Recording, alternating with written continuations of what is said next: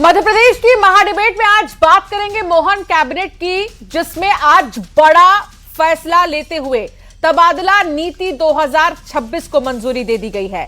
इस नीति के तहत 1 जून से 15 जून तक राज्य और जिला स्तर पर कर्मचारियों और अधिकारियों के तबादले हो सकेंगे। अब बात तबादलों की आई है तो एक बार फिर घूसखोरी और दलाली वाला वार पलटवार शुरू हो चुका है। कांग्रेस पूछ रही है कि क्या सरकार बिना पैसों के तबादलों की गारंटी दे सकती है, तो वहीं बीजेपी कांग्रेस को कमलनाथ सरकार के कार्यकाल की याद दिलाकर पलटवार कर रही है। इसी मुद्दे पर अपने खास मेहमानों के साथ हम करेंगे चर्चा, लेकिन उससे पहले आपको दिखाते हैं एक स्पेशल रिपोर्ट।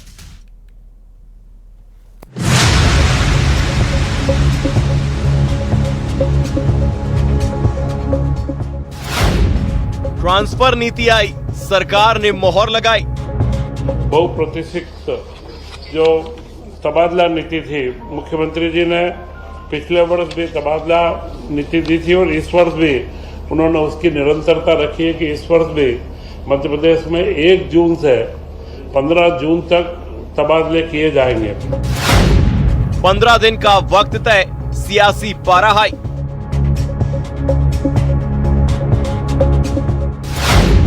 वार पलटवार, घूसखोरी वर्सेस दलाली का प्रहार। तबादला नीति से क्या तबादला नीति जारी हो ना हो, उससे का रोज ट्रांसफर होते हैं, रोज अधिकारियों के होते हैं। ऐसे कितने अधिकारी आईएएस आईपीएस जो अपना शुल्क देने के बावजूद भी नहीं टिक पा रहे। देखिए, कमलनाथ जी की 1.5 साल की सरकार को शायद कांग्रेस भूल गई है, जिसमें मंत्रालय और वल्लभ भवन को उद्योग का एक अड्डा बनाकर रख दिया गया था। कमलनाथ जी के ओएसडी के घरों में नोटों के बंडल मिला करते थे। ट्रांसफर पॉलिसी पर पॉलिटिक्स। मध्य प्रदेश में लंबे समय से एक ही जगह पर तैनात सरकारी कर्मचारियों और अधिकारियों का इंतजार खत्म हो गया है। मोहन सरकार ने तबादला नीति 2026 पर मोहर लगा दी है, जिसके तहत अब प्रदेश में राज्य और जिला स्तर पर कर्मचारियों और अधिकारियों के 1 जून से 15 जून तक तबादले किए जाएंगे। सामान्य प्रशासन विभाग ने ड्राफ्ट तैयार कर मुख्यमंत्री सचिवालय भेजा था, जिसे आज सीएम और मंत्रियों की सहमति के बाद कैबिनेट बैठक में मंजूरी दे दी गई।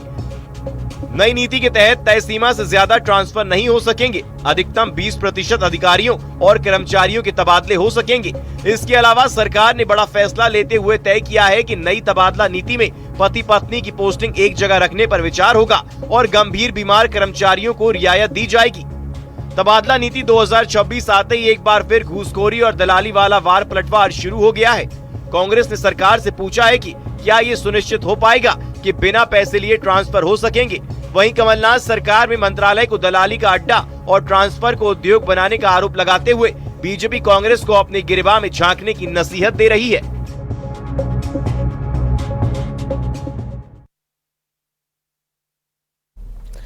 तो अब नई तबादला नीति को लेकर आरोप और प्रत्यारोप के दौर शुरू हो चुके हैं और अब इसी पर हम करेंगे चर्चा। हमारे साथ खास मेहमान हैं मिथुन अहिरवार, मेरे साथ है कांग्रेस के प्रवक्ता डॉक्टर हितेश वाजपेयी, हमारे साथ है बीजेपी के प्रवक्ता धनंजय प्रताप सिंह, राजनीतिक विश्लेषक मेरे साथ जुड़ गए हैं, और दिनेश गुप्ता मेरे साथ है, वरिष्ठ पत्रकार। सबसे पहले मिथुन जी, आपसे ही, बीजेपी कह रही है कि नई तबादला नीति से बहुत कुछ बदलेगा, बहुत रियायतें हैं, इसमें कैसे देख रहे हैं आप इस नई ट्रांसफर पॉलिसी को?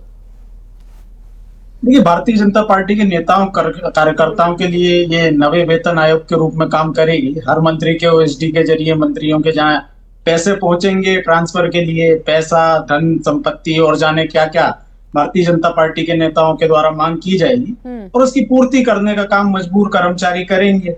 किसी को, शिक्षक को 2-2 लाख मांगेंगे भाई, जो इनके जो कलेक्टर, वैसे भी इनके कलेक्टरों के बारे में मध्य प्रदेश के मुख्य सचिव का बयान है कि मुख्यमंत्री जी ने उन्हें बताया था कि कोई भी कलेक्टर पैसा लिए काम नहीं करता। तो पुलिस में और कलेक्ट्रेट में जो नीचे से लेकर के ऊपर तक चेकिंग आप देखते होंगे, सड़क पर खड़े होकर के पुलिस करती है, तो ये तो ऊपर तक पहुंचाया जाता है इसका शेयर, तभी तो किसी का फोन नहीं जल्दी से डॉक्टर हितेश वाजपेयी से ले लेती हूँ। डॉक्टर हितेश वाजपेयी, कांग्रेस का आरोप ये है कि पॉलिसी आए ना आए, ट्रांसफर लगातार चल रहे थे, क्या बिना पैसे के ट्रांसफर हो सकेंगे? देखिए, नमस्कार, आपके सभी दर्शकों को भी नमस्कार। और मेरा मानना यह है कि इस ट्रांसफर पॉलिसी का जितने भी शासकीय कर्मचारी और अधिकारी होते हैं साल भर इंतजार करते हैं और हम सब जानते हैं तरीका क्या होता है, धनंजय जी आपके साथ बैठे हुए बहुत अच्छे से जानते हैं। अधिकांश विभाग ऑनलाइन आवेदन इसके लेते हैं और इसका निराकरण ऑनलाइन ही होता है। और हम सब जानते हैं कि साल भर किसी न किसी कारण से हम लोग स्थानांतरणों को सरकार हतोत्साहित करती है। रहा सवाल कांग्रेस का, तो आप तो कांग्रेस को बुलाए ही नहीं करो। उसका रीजन ये है कि सरकार चलाने में और मुंह चलाने में बहुत अंतर होता है और ये आपको दिखाई देगा। वे कुछ भी बोलते ठीक है, चलिए जल्दी से एक रिएक्शन धनंजय प्रताप सिंह जी से लूंगी, राजनीतिक विश्लेषक है। धनंजय जी, इस नई ट्रांसफर पॉलिसी को आप कैसे देख रहे हैं? ये जो पॉलिसी सरकार ने जिसको मंजूरी दे दी है उसमें बहुत सारी नई चीजों को ऐड ऑन किया गया है। अगर आपकी जानकारी हो तो मैं आपको बता दूं, स्वैच्छिक और प्रशासनिक तबादले अब अलग अलग हो जाएंगे। इसके अलावा जो स्वैच्छिक आवेदन है उनको पहली प्राथमिकता दी जाएगी। सबसे बड़ी बात यह कि 100% ऑनलाइन करने की बात इसमें की गई है ताकि जो पैरवी की जाती है या जो सिफारिशें लगाई जाती हैं वो एक तरह से कंट्रोल में किया जा सके। धनंजय जी, कैसे देख रहे हैं आप इस नई ट्रांसफर पॉलिसी को? देखिए अंशिका जी, बिल्कुल ये बात सही है कि 8-10 लाख कर्मचारी हैं हमारे प्रदेश में। उनको इंतजार रहता है कि आज नहीं कल जब तबादले में प्रतिबंध हटेगा तो वो अपनी स्वेच्छा से अपने गृह जिले के आसपास चले जाएंगे। जहां अगर पति पत्नी अलग अलग जिलों में नौकरी कर रहे हैं तो दोनों एक स्थान पे आ जाएंगे। कोई अगर दिव्यांग कर्मचारी बहुत दूर पदस्थ है तो वो अपने गृह जिले में पदस्थ हो जाएगा। तो ऐसे तमाम वजह रहते हैं। स्वेच्छा से तबादले चाहने वालों की संख्या भी हजारों में रहती है जो अपने मर्जी से निवेश तबादला चाहते हैं। तो निश्चित तौर पे तबादला एक बहुत बड़ा प्रशासनिक दायित्व है, सरकार को करना भी पड़ता है। कई बार ऐसे मौके आते हैं कि कोई अधिकारी कर्मचारी 3 साल की जगह 5-5, 6-6 साल से एक ही जगह जमे रहते हैं। तो एक रोटेशन चलता है सरकार का कि हर 3 साल बाद कर्मचारी अधिकारियों को एक स्थान से दूसरे स्थान पर भेज दिया जाए। तो वो भी एक अनिवार्य प्रक्रिया है प्रशासनिक सर्जरी का। तो इसलिए तबादला में प्रतिबंध हटाया जाता है और यही वजह है कि आज तबादला नीति को मंजूरी दी गई है। ठीक है, दिनेश गुप्ता जी भी हमारे साथ थोड़ी देर में जुड़ेंगे, हम उनसे भी एक सवाल लेंगे। लेकिन यहां धनंजय जी, सवाल ये है और आरोप बीजेपी का ये है कि जब कमलनाथ सरकार थी तब ट्रांसफर उद्योग चल रहा था। बीजेपी आरोप ये लगा रही है। उन्होंने ये भी कहा कि मंत्रालय को कांग्रेस ने दलाली का अड्डा बना दिया था। देखिए अंशिका, तबादलों में धनंजय जी, हाँ मेरी आवाज सुन पा रही हैं आप? देखिए तबादलों में पैसे का खेल चलना कोई नई बात नहीं है। 20 साल पहले की बात नहीं, अपन 25 साल पहले की बात करें जब हजारीलाल रघुवंशी पीडब्ल्यूडी मिनिस्टर हुआ करते थे तो हमारे यहाँ भोपाल के विधायक थे शैलेंद्र प्रधान। उन्होंने लोकायुक्त में मामला दर्ज कराया था कि उनके घर से कितने पीडब्ल्यूडी के एसडी, एग्जीक्यूटिव इंजीनियर से लेकर के तमाम लोगों को फोन गए और फोन क्यों गए, क्या कारण थे। तो ये सब आरोप प्रत्यारोप तो बहुत सामान्य बात है तबादलों में। इस पर मैं एक रिएक्शन मिथुन जी से जरूर लेना चाहूंगी, उसके बाद दिनेश जी के पास आऊंगे, हमारे साथ वो भी जुड़ गए हैं। मिथुन जी जल्दी से, बीजेपी का आरोप है कांग्रेस पर। नहीं, देखिए सबसे पहली बात तो ये है कि सरकार चलाने में और मुंह चलाने में बिल्कुल फर्क होता है। भारतीय जनता पार्टी सरकार चला नहीं पाती इसलिए मुंह चलाती है। तो भारतीय जनता पार्टी ने ये आरोप लगाया था कि कमलनाथ जी के समय में ट्रांसफर उद्योग था। तो ऐसा कौन कौन से आईएएस आईपीएस अधिकारी हैं जिन्होंने पैसा लेकर के ट्रांसफर किए? तो भाजपा को एक नाम तो बताना चाहिए, क्योंकि रिश्वत लेना और देना दोनों अपराध है। तो ऐसे अपराधी यदि आज भी वल्लभ भवन में बैठे हैं, आपकी सरकार आने के बाद कोई कार्रवाई नहीं की, वो तो है ही। लेकिन मध्य प्रदेश में जहां तेल महंगा हो गया, दूध महंगा हो गया, बच्चों की जो खाने की चीजें हैं वो महंगी हो गई, सब्जियां महंगी हो गई, ऐसे में ट्रांसफर भी थोप करके आप अधिकारियों को ब्लैकमेल कर रहे हैं कि पैसा दीजिए नहीं तो आपका दूर सुदूर क्षेत्र में ट्रांसफर कर दिया जाएगा। इस व्यवस्था का विरोध, ट्रांसपेरेंसी रहेगी ना, क्या दिक्कत है इसमें मिथुन जी? देखिए ये वही सरकार है जिसने ऑनलाइन ई टेंडर घोटाला कर दिया। मतलब ये डिजिटल सिस्टम में भी घोटाला कर ले जाते हैं और ट्रांसफर की लिस्ट रो के रखते हैं। ऑनलाइन प्रोसेसन उसी का होता है जो पैसा पहुंचा देता है, नहीं तो उसकी फाइल ऑनलाइन आगे नहीं बढ़ाई जाती। तो ऑनलाइन ऑटोमेटिक सिस्टम तो लगता नहीं है जो एआई से ट्रांसफर हो रहे हैं। एआई से ट्रांसफर होगी तो ठीक है। हितेश जी, बीजेपी सरकार ये दावा कर रही है कि ऑनलाइन 100% सारी चीजें ऑनलाइन होंगी, तो फीडबैक सिस्टम भी जिसमें होगा, ट्रांसपेरेंसी रहेगी, जो सिफारिश वाला सिस्टम है वो भी खत्म हो जाएगा। लेकिन इस पर कांग्रेस आरोप लगा रही है कि ऑनलाइन से भी कोई फायदा नहीं। देखिए मैं आपको तो पिछले साल भी हमने इसको किए थे। कांग्रेस के पिछले साल से अभी तक कितने सत्र हो गए विधानसभा के, एक भी विधानसभा पटल पर इस प्रकार के आरोपों की श्रृंखला रखी गई क्या नहीं रखी गई। लेकिन कांग्रेस ने एक मजेदार बात कही है। कांग्रेस ने बोला कि साहब दूध के रेट बढ़ गए, तेल के रेट बढ़ गए, जल्दी से हमारी सरकार बनाओ क्योंकि हम लोगों का घर जो है ना बिना रिश्वत के नहीं चलता। तो ये कांग्रेस का पैटर्न है। कांग्रेस को सरकार बनाते ही अपने घर की तबादले के रेट बढ़ा दिए। पिछले साल और उनको पैसे चाहिए रहते हैं, पैसे मांग रहे हैं आपके मंत्रियों के, जबकि हम बार बार इस बात को कह रहे हैं पैसे ले रहे हैं और ट्रांसफर एक जगह पर नहीं हो पा रहा है। स्वैच्छिक आधार पर कई लोगों की उसी शादियां कर्मचारी पे आप ये बोझ डाल रहे हैं कि ज्यादा जनता से रिश्वत खींचिए और ज्यादा मंत्री जी तक पहुंचाइए। लोगों को अस्पतालों के पास पोस्टिंग चाहिए, इनको उनकी चिंता नहीं है। इनको क्या है, पेट्रोल चिंता आपको है पैसे की। मैंने कहा ना, नवा वेतन आयोग अपने अपने कर्मचारियों के लिए लगा दिया है कि खींच करके लाइए, ट्रांसफर के ठेके लीजिए, 4 जगह से पैसे लीजिए, ट्रांसफर एक भी जगह का नहीं दिनेश जी से एक सवाल। दिनेश जी, नई ट्रांसफर पॉलिसी को आप कैसे देख रहे हैं? कुछ बदलाव इसमें किए गए हैं 2026 की ट्रांसफर पॉलिसी में। दिनेश जी, आप इसे कैसे देख रहे हैं? आरोप और प्रत्यारोप का दौर तो चलता रहेगा, लेकिन इस पॉलिसी से कितना फायदा होगा उन लोगों को जिनके ट्रांसफर होंगे? फायदा नुकसान तो चलता रहता है ये ट्रांसफर में, क्योंकि देखिए 2 पार्ट होते हैं इसके ट्रांसफर के। एक तो वो होते हैं जो जिसको आप कोई स्वेच्छा से ट्रांसफर कहते हैं ना, कि लोगों को जाना है, किसी की बीमारी है, किसी का पति पत्नी साथ नहीं है, ऐसे बहुत सारे केसेस में अंत तक तबादले हो भी नहीं पाते, ये भी हम देखते हैं। और दूसरा होता है एडमिनिस्ट्रेटिव। तबादले पर बैन का मतलब ये नहीं है कि केवल आप स्वैच्छिक तबादले कर रहे हैं, उसके लिए नहीं होता ये एडमिनिस्ट्रेटिव चेंज भी उसके लिए होता है। आप 3 साल एक व्यक्ति को एक जिले में हो गए हैं, एक स्थान पर हो गए हैं, तो आप उसे हटाएंगे। ये रूटीन प्रोसेस है, प्रशासनिक प्रक्रिया है। इसके बावजूद आपने इसमें कोई मेरिट तो तय की नहीं है कि हम मेरिट के आधार पर जो है लोगों को पोस्टिंग देंगे या लोगों को जो है अच्छी जगह पोस्ट करेंगे जिन्होंने अच्छा काम किया है, रेवेन्यू वर्क अच्छा किया है, या आपने गवर्नमेंट के लिए रेवेन्यू कलेक्शन अच्छा किया है, आपने डेवलपमेंट वर्क में, गवर्नमेंट स्कीम्स में यदि आपने अच्छा काम किया है, तो हम आपको प्रायोरिटी पर अच्छी पोस्टिंग देंगे एडमिनिस्ट्रेटिव चेंज में। देखिए, जितने भी तबादले होते हैं ना, वो राजनीतिक आधार पर ज्यादा होते हैं।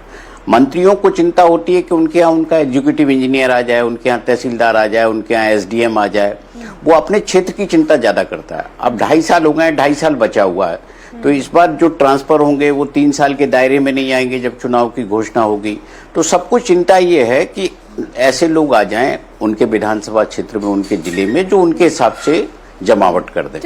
और स्वेच्छा वालों की चिंता होती तो कहना चाह रहा हूँ कि मैं दिनेश जी की बात में एक बात ऐड करना चाहता हूँ कि देखिए, इसमें एक आग्रह और किया गया है कि प्रत्येक विभाग जो है वो अपनी आवश्यकता के अनुसार स्थानांतरण नीति को बनाकर मुख्यमंत्री जी से अनुमोदन करा के उसको लागू कर सकता है। जैसे दिनेश जी ने बोला, बैरसिया में एक जो अस्पताल है उसका उन्नयन होकर वो अब एक सिविल अस्पताल हो गया, जो पहले CHC होता था। तो स्वाभाविक है कि वहां पर चिकित्सकों की संख्या पद बढ़ गए। बैरसिया भोपाल के पास है, कई लोग जो हैं विशेषज्ञ वहां आना चाहेंगे कि हमारी वहां पर पोस्टिंग हो जाए, जिससे कि हम भोपाल के करीब भी आ जाएंगे, तो उन लोगों को अब अवसर मिलेगा।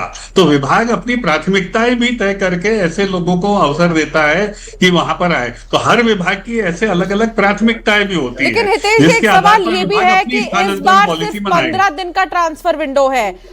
पिछले कुछ सालों की अगर बात करें तो 2025 की तो 1 मई से 30 मई पूरे 30 दिन का विंडो था। 2023 में 15 जून से 7 जुलाई यानी 22 दिन का विंडो था। 2022 में 17 सितंबर से 5 अक्टूबर 20 दिन का विंडो था। 2021 में 1 जुलाई से 31 जुलाई 31 दिन का विंडो था। 2020 में कोरोना लॉकडाउन के कारण पॉलिसी लागू नहीं हुई और 2019 में 5 जून से 5 जुलाई तक 35 दिन का विंडो। इस बार इतना कम कैसे पॉसिबल होगा? वो भी बहुत नजदीक है ये। अंशिका जी, इसमें क्या होता है, जैसे 1 से 15 तक आवेदन ऑनलाइन आपका पोर्टल खुला रहेगा, तो जो प्रोसेसिंग है उसका टाइम 15 दिन से 1 हफ्ते बाद बढ़ाकर उसके आदेश निकलते रहेंगे। सारे आदेश 1 से 15 के बीच निकल जाएंगे, कई बार ऐसा नहीं होता है। बहुत सारे लोग जो आवेदन देते हैं उसकी प्रोसेसिंग होती है, चरित्र सत्यापन होता है। जैसा दिनेश जी ने बोला, उनके 3 साल हो गए कि नहीं हो गए, फिर आप उसको जहां पर भेज रहे हो वहां जगह खाली है कि नहीं, जगह नहीं खाली है तो वहां पर ऐसे लोग कितने हैं जो 15 साल 20 साल से पदस्थ हैं, क्या हम उनको अतिरिक्त दूसरी जगह पदस्थापना दे सकते हैं। बहुत सारे ऐसे का समायोजन किया जाता है, संवर्गों का निर्धारण किया जाता है, पदों का निर्धारण किया जाता है। तो ये एक बड़ी प्रशासनिक प्रक्रिया। मैं तो खुद डिप्टी डायरेक्टर रहा हूँ, तो हम जानते हैं कि धनंजय जी, नई नीति के तहत कुछ विभागों को अपनी अलग ट्रांसफर नीति बनाने की अनुमति दी गई है, जैसे स्कूल शिक्षा विभाग और जनजातीय कार्य विभाग और राजस्व विभाग, ऊर्जा विभाग, इसे कैसे देख रहे हैं आप धनंजय जी? देखो अंशिका, कई विभाग ऐसे हैं जैसे पुलिस विभाग है, वन विभाग है, इन विभागों की तबादला नीति अलग होती है और शिक्षा विभाग के तबादले तो अलग से पोर्टल के जरिए मुझे लगता है जनवरी से हो जाने चाहिए थे, वो तो 6 महीने विलंब से हो रहे हैं। तो इसमें कोई नई बात नहीं है कि जो विभागों की अलग अलग तबादला नीति बन रही है उसमें कोई नई बात नहीं है। लेकिन एक अंशिका, एक बात मैं बताना चाहता हूं कि देखिए 15 दिन में तो कोई सरकार आज तक तबादले कर नहीं पाई है, ये तो 15 दिन फिर बढ़ाए जाएंगे आगे पीछे। हाँ, दूसरी चीज, मैं पिछले साल के अनुभव के आधार पर ये जरूर कह सकता हूं कि पिछले साल मोहन सरकार ने एक काम बहुत अच्छा किया था कि जिन लोगों के प्रशासनिक तबादले किए गए थे पिछले साल, उन लोगों में संशोधन या निरस्तीकरण बहुत कम हुआ था। ये किसी सरकार में तबादला नीति के आकलन का एक बहुत अच्छा पैरामीटर अपन मान सकते हैं। नहीं तो तबादले करना फिर उसको कैंसिल करना, ये एक तरीके से बड़ा मतलब अजीबोगरीब मामला चलता है। तो हम को उम्मीद करना चाहिए कि इस बार भी तबादले में कम से कम थोड़ी बहुत शुचिता दिखाई देना चाहिए। बिल्कुल ठीक है। मिथुन जी क्या कहेंगे? मिथुन जी, ट्रांसपेरेंसी तो आएगी ना अगर इतनी छूट दी जा रही है, और 15 दिन के विंडो पर आप क्या कहेंगे?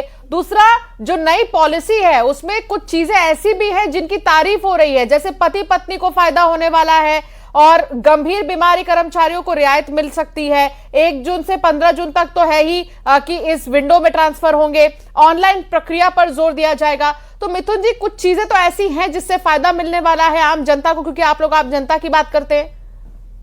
देखिए, हम तो जनता के लोग हैं, हम तो जनता की आवाज उठाते हैं। जब इस जनता को आपके अधिकारी सर्विसेज नहीं देंगे और उसके बाद एक आप केवल तबादला पैसे लेकर के करने पर आप ध्यान देंगे, मेरिट के आधार पे नहीं करेंगे। आप करिए ना, अच्छे जो अधिकारी हैं उनको आप प्राइम पोस्टिंग दीजिए और जो अच्छा काम नहीं कर रहे हैं उनको आप लोग लूप लाइन जैसी व्यवस्था में डालिए। तो क्या ऐसा कोई क्राइटेरिया पति पत्नी होना चाहिए? अच्छी बात है क्या? पिछले साल पति पत्नी वो लोग नहीं थे क्या? इसके साथ साथ मैं ये पूछना चाहूंगा, बैरसिया का अच्छा उदाहरण दिया हितेश वाजपेयी साहब ने, तो उसी बैरसिया में आज तक पिछले लंबे समय से आपका विधायक है, अगर आप सुविधाएं नहीं दे पा रहे हैं, स्वास्थ्य सुविधाएं नहीं दे पा रहे हैं, तो आखिरी 2.5 साल में यदि आपको याद आ रही है तो ये बताता है कि कैसे आपने, यदि भोपाल के ग्रामीण इलाके, राजधानी के ग्रामीण इलाकों को आपने यदि रोक करके रखा था, तो बताता है आपकी सरकारी का कर्मण्यता। इसके साथ साथ इस सबसे जिम्मेदार तो मुख्यमंत्री है। ये आरोप आप पर लगातार लगा रही है बीजेपी पर कि पैसे लिए बिना हो ही नहीं सकता। इस बात की गारंटी बीजेपी दे रही है क्या? देखिए, पहली चीज तो इनको जानकारी नहीं है। बैरसिया में जहां पर सड़कें नहीं होती थी, बिजली नहीं होती थी, बैरसिया की मुझे बड़े अच्छे से जानकारी है, मैं वहीं का बाशिंदा हूँ। बैरसिया की हालत ये आपने करके रखी है कि विष्णु खत्री जी दिखाई नहीं देते, कोई फोन करे तो उसको धमकी देने देते हैं। आपके जो विधायक है उनका खुद का वेयर हाउस है, वो तो अच्छा चल रहा है, उनके खुद की वेयर हाउस पे करोड़ों रुपए की खरीदी हो जाती है, लेकिन आम जो किसान है अपना सर से लेकर के पैर तक जला रहा है। 44 एक साथ आइए, कुछ समझ में नहीं आएगा। हितेश जी जल्दी से अपनी बात कंप्लीट करिए, फिर मिथुन जी के पास आऊंगी। रुक जाइए मिथुन जी, हितेश जी जल्दी से कंप्लीट करिए अपनी बात। देखिए, इन लोगों को जिनके विवाह हुए हैं अंशिका जी, उनकी चिंता ही नहीं, बोलते विवाह तो होता रहता है। बोले ये स्टेटमेंट है कांग्रेस का। आपको लगता है कि कांग्रेस का ये मैच्योर स्टेटमेंट है? तो मुझे लगता है कि देखिए, कर्मचारी हमारे सिस्टम का एक बहुत संवेदनशील हिस्सा है, उनकी भी आवश्यकताएं होती हैं और उसकी काम करते हैं। तो मुझे लगता है वो करना चाहिए, लेकिन कांग्रेस अगर प्लानिंग, संगठन, सूचनाएं सब समाप्त हो जाती है। बल्कि कई बार क्या होता है, ये लोग ऑफर देते कि आते हैं। दिनेश गुप्ता जी, ट्रांसपेरेंसी क्या आने वाली है? ट्रांसपेरेंसी आने वाली है क्या इस नई ट्रांसफर पॉलिसी 2026 के बाद? आपको क्या लगता है? ट्रांसपेरेंसी नहीं, देखिए ये नई ट्रांसफर में कोई ट्रांसपेरेंसी नहीं होती। ट्रांसफर तो जो है अल्टीमेटली ये जो है ना, अपने पॉलिटिकल एडजस्टमेंट और पॉलिटिकल जो आपकी आवश्यकता है उसके लिए होते हैं। आपने भले ही ऑनलाइन बुलवा लीजिए, लेकिन उसको जो स्क्रूटनी होगी, उसमें जो चॉइस होगी लोगों की, उस चॉइस के आधार पर फिर पॉलिटिकल चॉइस होगी, सिफारिशी चॉइस होगी, कोर ग्रुप की सिफारिश होगी, बहुत सारी चीजें आप ओवरऑल देखेंगे ना। यदि ये जो अभी इस वक्त परिस्थिति चल रही है, जिस पर प्रधानमंत्री जी भी लगातार चिंतित हैं कि ऊर्जा का संकट है, बहुत सारा क्राइसिस आने वाला है, ऐसे वक्त में क्या आपके लिए बहुत आवश्यक थे ये ट्रांसफर करना? क्या पॉलिसी बनाना बहुत आवश्यक थी कि नहीं हमको ट्रांसफर करना है? बहुत सारी चीजों पर आप रिस्ट्रिक्शंस लगा रहे हैं, लेकिन कह रहे हैं कि हम ट्रांसफर आप करेंगे। तो ट्रांसफर होंगे तो किस पर बोझ पड़ेगा? आप परिस्थिति भी देखिए ना कि किन परिस्थितियों में आप ट्रांसफर कर रहे हैं। इसकी आवश्यकता जहां हो, बहुत नेसेसरी जहां है, तो सरकार को तो एक जो है रिस्ट्रिक्शंस रखना चाहिए कि मिनिमम हमको रखना है, क्योंकि एक नए बहुत जो फाइनेंशियल क्राइसिस है, अलग तरह के जो क्राइसिस अब सामने हैं, जो प्रधानमंत्री जी ने कहा है उसको तो देखना चाहिए सरकार को। मुझे लगता है इसको इग्नोर किया उन्होंने। ठीक, एक छोटा सा रिएक्शन जल्दी से हितेश जी। जब विभाग अपनी स्थानांतरण नीति देंगे तो बताएंगे, किसी को 10% चाहिए होगा, किसी को 15% चाहिए होगा। तो दिनेश जी ने जो कहा है वो विभाग स्थानांतरण की एक कोटा निकल कर आएगा। और दूसरी बात देखिए, जब ऑनलाइन होता है तो सारी रिकमेंडेशन इस ट्रांसफर सेशन में बंद हो जाती हैं। यदि किसी को ट्रांसफर सेशन के अतिरिक्त जब कराना होता है तो फाइल एक उच्च स्तर तक जाती है और रिकमेंडेशन के आधार पर भी होते हैं। और मुझे लगता है देखिए, स्थानांतरण हर कर्मचारी का अधिकार है और ये स्वैच्छिक यानी स्वयं के व्यय पर होने वाले उसकी मानवीय आवश्यकताओं को देखते हुए उन कर्मचारियों का अधिकार है जिसको एड्रेस किया जाना चाहिए। हम किसी को भी बंधक बनाकर उससे इस रूप में उसकी अनिच्छा से हम उसकी सेवाएं लें, कोई बहुत अच्छी बात नहीं है। कांग्रेस कर सकती है, हम लोग तो नहीं करेंगे। मिथुन जी जल्दी से छोटा सा रिएक्शन, समय की कमी है मेरे पास। ट्रांसफर हर अधिकारी का अधिकार है और उस ट्रांसफर के लिए पैसा लेना हर भाजपा कार्यकर्ता का अधिकार है, भाजपा के नेताओं का अधिकार है। यदि इस नीति के साथ भारतीय जनता पार्टी काम करेगी, हमारा कहना बिना पैसे के ये तबादले हो, बिना रिश्वत के हो, मेरिट के आधार पे हो, अच्छे काम के आधार पे हो, तो हम इसका स्वागत करेंगे। बिना पैसा रखा गया है और इसलिए कहा जा रहा है कि 100% ऑनलाइन प्रक्रिया रहेगी, फीडबैक सिस्टम रहने वाला है। और सबसे बड़ी बात ये इस नई पॉलिसी की ये भी जो लगातार जिसकी चर्चा हो रही है कि जनप्रतिनिधियों की जो थोकबंद सिफारिशें हैं उस पर रोक लगेगी। इस तरह की बातें अब सामने आ रही हैं। हालांकि अब ये देखना होगा कि इस पॉलिसी को लेकर आगे और किस तरह की प्रतिक्रिया आती है। आप सभी मेहमानों का बहुत शुक्रिया मेरे साथ जुड़ने के लिए और चर्चा में शामिल होने के लिए। फिलहाल महा डिबेट में इतना है।